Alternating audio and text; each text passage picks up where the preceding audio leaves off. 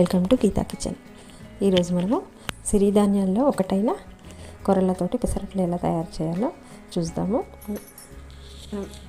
ఏ గ్లాస్తో అయినా కప్పుతోటైనా మెజర్మెంట్ తీసుకోవచ్చు.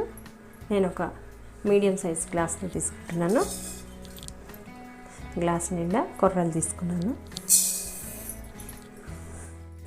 కొర్రలు 1 గ్లాస్ అయితే పెసర్లు 1/2 గ్లాస్ వేసుకోవాలి.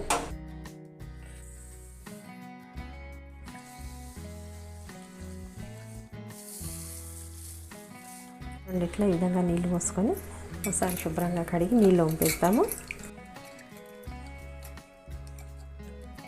నీళ్ళు వంపేసుకుందాము. పెసర్లు కూడా శుభ్రంగా కడిగి నీళ్ళు వంపేసుకుందాము. వీటిని శుభ్రంగా కడిగి పెట్టిన తర్వాత వీటిలో నీళ్ళు పోసి నానబెట్టుకుందాము. ఇవి కనీసం 6 గంటల పాటు అయినా నానాలి.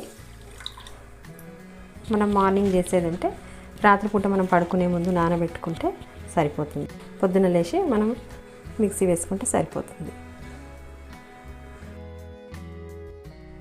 కొర్రలు రాత్రంతా చక్కగా నానాలి.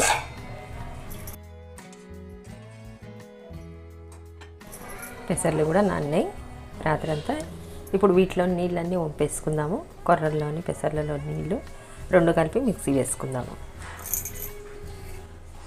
ఒక మిక్సీ గిన్నె తీసుకొని దీంట్లో పెసర్లు కొర్రలు వేసుకొని మిక్సీ పట్టుకుందాము.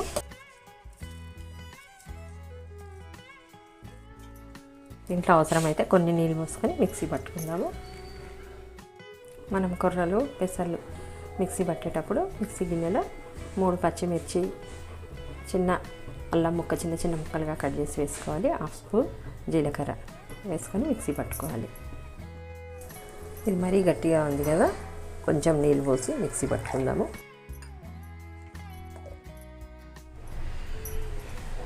ఈ విధంగా మరీ సన్నగా కాకుండా కొంచెం బరకగా మిక్సీ పట్టుకొని ఒక బౌల్లో వేసుకుందాము.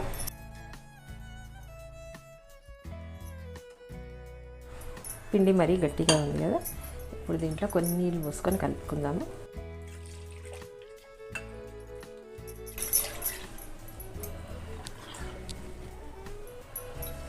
దీంట్లో కొద్దిగా సాల్ట్ వేసుకుందాము.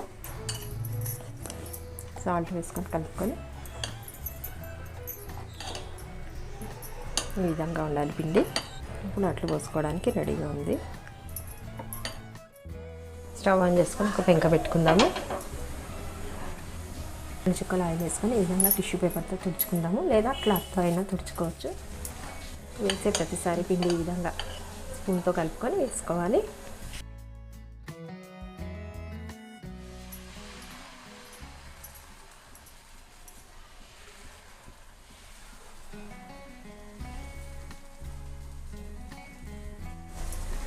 ఇప్పుడు దీనిపై నుంచి ఉల్లిపాయ ముక్కలు చల్లుకుందాము. దీని నుంచి కొద్దిగా ఆయిల్ వేసుకుందాము. 1 స్పూన్ ఉల్లిపాయ ముక్కలు వేసుకొని కొంచెం ఈ విధంగా ప్రెస్ చేస్తాము.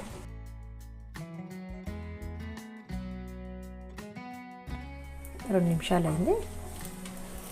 పిండి ఏమీ అంటుకోవట్లేదు, చక్కగా కాలింది దోశ. దీన్ని ఈ విధంగా మడతేసుకుందాం.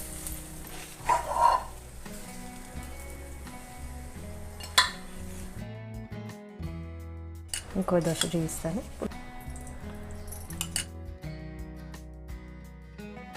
ఇప్పుడు దోశ వేసుకుందాము.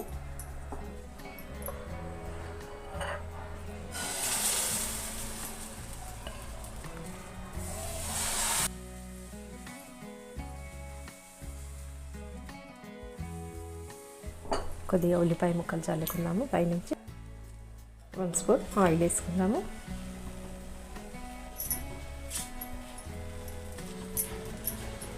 రెండు నిమిషాలు దోశ కాలనిచ్చి తర్వాత తీసేద్దాము.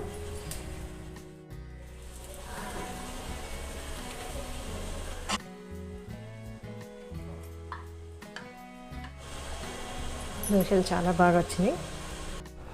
ఈ విధంగా కొర్రలతో దోశలు చేసుకొని మనకు నచ్చిన చట్నీతో తినొచ్చు.